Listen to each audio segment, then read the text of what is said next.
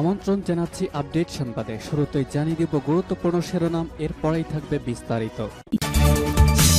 Hamas ইসরায়েলের যুদ্ধের সর্বশেষ আপডেট, ঘরে বাইরে বেকায়দায় নেতানিয়াহু। জানাবো শরণার্থী শিবিরে ইসরায়েলের হামলা, নিহত ৮০, জানালো হামাস। 2 দিনের সামরিক গোরস্থানে কবর দেওয়া হয়েছে 50 ইসরায়েলি সেনার লাশ। গাজায় আরও 13 ইসরায়েলি সেনা নিহত, মোট খতম 63 দখলদার সেনা।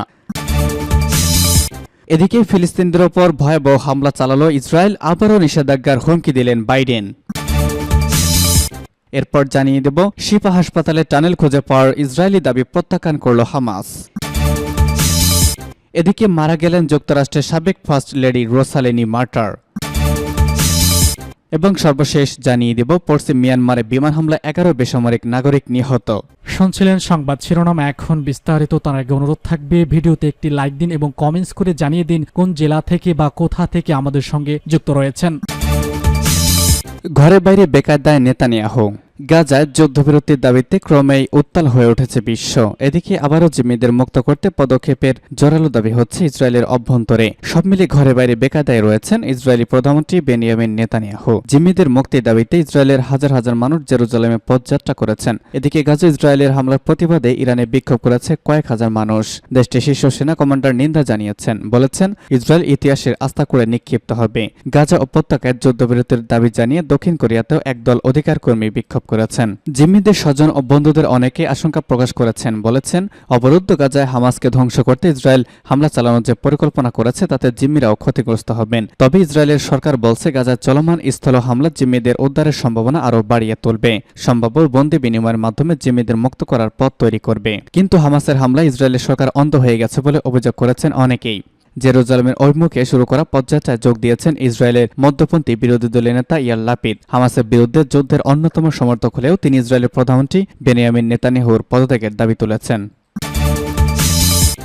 শরণার্থী শিবিরে ইসরায়েলের হামলায় নিহত ৮০, জানালো হামাস। গাজার উত্তরাঞ্চলের শরণার্থী শিবিরে স্থানীয় সময় ইসরায়েলের চালানো 2 দফা হামলায় 80 জনের বেশি নিহত হয়েছেন বলে জানিয়েছেন হামাসের স্বাস্থ্য বিষয়ক কর্মকর্তা। এই শরণার্থী শিবিরে জাতিসংঘ পরিচালিত একটি স্কুলও ছিল। স্কুলটি ইসরায়েল হামাস যুদ্ধে গৃহহীনদের আশ্রয় শিবিরে হিসেবে ব্যবহার করা হতো।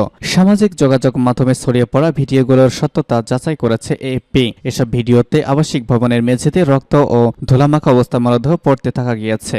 জাবালিয়া শরণার্থী শিবিরেও ধ্বংসযজ্ঞ দেখা গিয়েছে। এদিকে উত্তর গাজা এলাকার পর এখন দক্ষিণ গাজার খান ইউনিস শহর ছাড়ার জন্য ফিলিস্তিনিদের নির্দেশ দিয়েছে ইসরায়েলি বাহিনী। আর গাজা শহরের প্রধান হাসপাতাল ছেড়ে শত শত মানুষ চলে গিয়েছে, তাদের মধ্যে কয়েকজন রোগীও আছেন। 2 দিনের সামরিক গড়স্থানে কবর দেওয়া হয়েছে 50 ইসরায়েলি সেনার লাশ। গাজায় আরও 13 ইসরায়েলি সেনা নিহত, মোট খতম 63 দখলদার সেনা। ইহুদিবাদী ইসরায়েলি একটি সামরিক গড়স্থান থেকে তোলা একটি ভিডিও ক্লিপে দেখা গিয়েছে সেখানে গত 2 দিনে নিহত 50 ইসরায়েলি সেনাকে কবর দেওয়া হচ্ছে। ইরানের আরবি ভাষার চ্যানেল নিউজ আন আলমে ওই ভিডিও প্রচারিত হয়েছে। ওই গড়স্থানে কর্মরত একজন ইহুদিবাদী বলেছে প্রতি 1 ঘন্টায় অথবা 90 মিনিট পর পর সেখানে একটি করে ইসরায়েলি সেনার লাশ আসছে। গত 2 দিনে ওই গড়স্থানে 50 ইসরায়েলি সেনার লাশ দাফন করা হয়েছে বলে ওই ইহুদিবাদী জানিয়েছে। এদিকে ইসরায়েল গতরাতে স্বীকার করেছে তার আগের 24 ঘন্টায় গাজা উপত্যকায় ফিলিস্তিনি যোদ্ধাদের সঙ্গে সংঘর্ষে তাদের আরও 13 জন সেনা নিহত হয়েছে। এ নিয়ে গত 27 অক্টোবর গাজা স্থল অভিযান শুরু করার পর থেকে এই পর্যন্ত ওই উপত্যকায় নিহত ইসরায়েলি সেনার সংখ্যা 63 জনে পৌঁছেছে। তবে গাজায় নিহত ইসরায়েলি সেনাদের যে সংখ্যা তেল আবিব প্রকাশ করেছে তা সঠিক নয় বলে জানিয়েছে হামাস। সংগঠনটি বলেছে তাদের হাতে আরও অনেক বেশি ইসরায়েলি সেনা হতাহত হলেও ইহুদিবাদী জনরোষের আশঙ্কায় তাদের সঠিক সংখ্যা প্রকাশ করা যাচ্ছে না, তেল আবিব সরকার করছে না। হামাসের সামরিক বাহিনী ইজ্জাদ্দিন আল কাসাম ব্রিগেডের মুখপাত্র আবু ওবায়দা এক অডিও বার্তায় বলেছিলেন, হামাস যোদ্ধাদের হামলার প্রতিনিয়তই ইসরায়েলি সেনারা মারা পড়ছে এবং তারা বহু ফ্রন্টে পশ্চাৎপসরণ করতে বাধ্য হচ্ছে। কিন্তু তেল আবিব তার নিহত সেনার প্রকৃত সংখ্যা প্রকাশ করছে না। তিনি ইসরায়েলি নাগরিকদের উদ্দেশ্য করে বলেছেন, তোমাদের নিহত সেনার সংখ্যা আজ থেকে কিংবা কাল হোক তোমরা শুনতে পারবে এবং সেটি তোমাদের কল্পনার চেয়ে অনেক অনেক বেশি হবে, সূত্র জানাচ্ছে পার্স টুডে। ফিলিস্তিনিদের ওপর হামলা ইসরায়েলের, আবারও ভিসা নিষেধাজ্ঞার হুমকি দিলেন মার্কিন প্রেসিডেন্ট জো বাইডেন। অধিকৃত পশ্চিম তীরে ফিলিস্তিনিদের ওপর সহিংসতা বন্ধের আহ্বান জানিয়েছেন মার্কিন প্রেসিডেন্ট জো বাইডেন। একই সঙ্গে যুক্তরাষ্ট্র ফিলিস্তিনের ওপর হামলাকারী উগ্রবাদীদের ভিসা নিষেধাজ্ঞা দিতে প্রস্তুত বলে ইঙ্গিত দিয়েছেন তিনি। এছাড়া ফিলিস্তিনিদের জন্য পৃথক রাষ্ট্র প্রতিষ্ঠার ব্যাপারে অঙ্গীকার পুনর্ব্যক্ত করেছেন তিনি।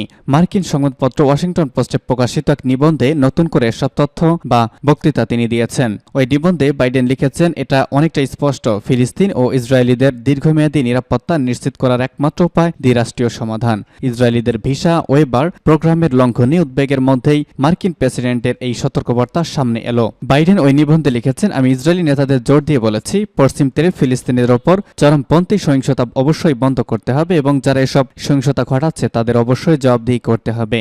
যুক্তরাষ্ট্র পশ্চিম তীরে বেসামরিক নাগরিকদের ওপর হামলাকারী চরমপন্থীদের বিরুদ্ধে ভিসা নিষেধাজ্ঞা জারি করতে প্রস্তুত। শিফা হাসপাতালে টানেল খুঁজে পাওয়ার ইসরায়েলি দাবি হামাসের প্রত্যাখ্যান।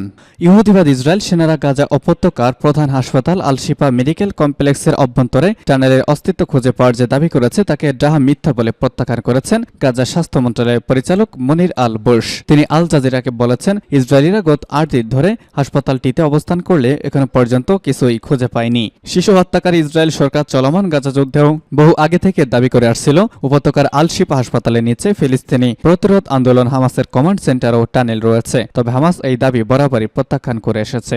ইসরায়েলি সেনারা গত 12 নভেম্বর সমস্ত আন্তর্জাতিক আইন লঙ্ঘন করে আল শিফা হাসপাতালে আগ্রাসন চালিয়ে একটি দখল করে নিয়েছে। ফলে তাদের সামনে তাদের আগের দাবিগুলোর সত্যতা প্রমাণ করার সুযোগ সৃষ্টি হয়েছে। তাদের আগের দাবি প্রমাণ করার জন্য আন্তর্জাতিকভাবেও তারা প্রচণ্ড চাপের মুখে পড়েছে। কিন্তু ইহুদিবাদীদের পক্ষে সব দাবি প্রমাণ করা সম্ভব হয়নি। গতকাল ইহুদিবাদী সেনারা 2টি আলাদা ভিডিও ফুটেজ প্রকাশ করেছে। দাবি করেছে তারা হাসপাতালে একটি টানেল খুঁজে পেয়েছে। ফুটেজের টানেলটি দেখানো হয়েছে, তার অপর মুখ বন্ধ পাওয়া গিয়েছে এবং তার ভেতরে কোনো হামাস যোদ্ধা কিংবা কোনো বন্দীকে দেখা যায়নি। সেই সঙ্গে তারা অপর ভিডিওতে দাবি করেছে গত 7 অক্টোবর হামাস তাদের আটক হাতে 2 জন বন্দীকে হাসপাতালে নিয়ে এসেছিল। কাজেই তাদের দাবি অনুযায়ী এই সংগঠন যে হাসপাতালকে তাদের সামরিক কাজে ব্যবহার করে তা প্রমাণিত হয়েছে। দখলদার সেনাদের সব দাবি জবাব দিয়েছে হামাস। সংগঠনটি তাদের টেলিগ্রাম চ্যানেলে প্রকাশিত বিবৃতিতে বলেছে, ইসরায়েলি সেনারা টানেল খুঁজে পাওয়ার যে দাবি করেছে সেটি হাসপাতালের ভিতরে নয়, বরং হাসপাতাল থেকে বেশ খানিকটা দূরে অবস্থিত একটি গর্ত। ভিডিওটিতে একটি পানির কূপ ও আরেকটি টানেলের ভিতর জোড়া লাগিয়ে প্রদর্শন করা হয়েছে বলে হামাসের বিবৃতিতে উল্লেখ করা হয়েছে। পক্ষান্তরে 2 বন্দীকে হাসপাতালে নিয়ে যাওয়ার ব্যাপারে হামাস বলেছে, তারা শুরু থেকে বলে এসেছে যে 7 অক্টোবরের অভিযানের দিন তাদের হাতে আটক ইসরায়েলি বন্দীদের মধ্যে যারা আহত অসুস্থ ছিল তাদেরকে গাজার হাসপাতালগুলোতে চিকিৎসা সেবা দিয়েছে। এরপর সুস্থ হলে তাদেরকে গোপন ও নিরাপদ স্থানে সরিয়ে নেওয়া হয়েছে। গাজা হাসপাতালে সিসিটিভি ক্যামেরায় ধারণ করা যে ভিডিও ইসরায়েলিরা দেখিয়েছে তা হামাসের কোনো গোপন তৎপরতা ধরা পড়েনি, সূত্র জানাচ্ছে পার্স টুডে। মারা গেলেন যুক্তরাষ্ট্রের সাবেক ফার্স্ট লেডি রোসালিনি কার্টার। যুক্তরাষ্ট্রের সাবেক ফার্স্ট লেডি রোসালিনি কার্টার মারা গেছেন। তিনি যুক্তরাষ্ট্রের সাবেক প্রেসিডেন্ট জিমি কার্টারের স্ত্রী। তার বয়স হয়েছিল 96 বছর। এক প্রতিবেদনটি জানিয়েছে সংবাদ মাধ্যম বিবিসি। প্রতিবেদনে বলা হয়েছে, মৃত্যুর আগে পরিবারের সদস্যরা তার পাশে ছিলেন। কার্টার সেন্টারের পক্ষ থেকে একটি বিবৃতিতে রোসালিনের মৃত্যুর খবর নিশ্চিত করা হয়েছে।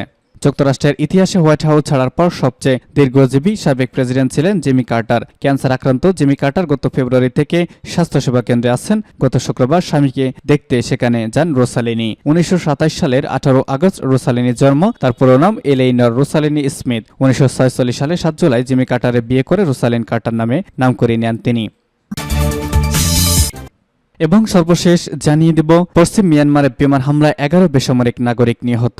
একটি শীর্ষ বিরোধী গোষ্ঠী এবং ওই অঞ্চলের বাসিন্দারা মিয়ানমারের পশ্চিমাঞ্চলের একটি গ্রামের সেনাবাহিনীর বিমান হামলায় 8 শিশুসহ অন্তত 11 জন বেসামরিক নাগরিক নিহত হয়েছেন। চীন রাজ্যের মাতুপি শহরের দক্ষিণে ভৈলু গ্রামে এই হামলায় 4 জন আহত হয়েছেন বলে স্বাধীন স্থানীয় গণমাধ্যমের অনলাইন প্রতিবেদনে বলা হয়েছে। মিয়ানমারের সামরিক সরকার ওই স্থানে কোনো হামলার ঘোষণা দেয়নি। হামলার খবর ছড়িয়ে পড়তে শুরু করলে জাতিসংঘের মানবাধিকার বিষয়ক প্রধান মিয়ানমারের সব পক্ষকে সামরিক অভিযানে সংযম প্রদর্শনের আহ্বান জানিয়ে একটি বিবৃতি জারি করেছে। বেসামরিক নাগরিকদের ক্ষতি করতে পারে এমন কিছু এড়িয়ে চলতে বলা হয়েছে। 2021 সালের ফেব্রুয়ারিতে অং সান সুচির নির্বাচিত সরকারের কাছ থেকে সেনাবাহিনী ক্ষমতা দখলের পর থেকে গণতন্ত্রপন্থী বাহিনী এবং জাতিগত গোষ্ঠী ভিত্তিক সশস্ত্র গোষ্ঠীগুলোর ওপর সামরিক বাহিনী প্রতিষ্ঠিত সরকারের হামলা চলছেই।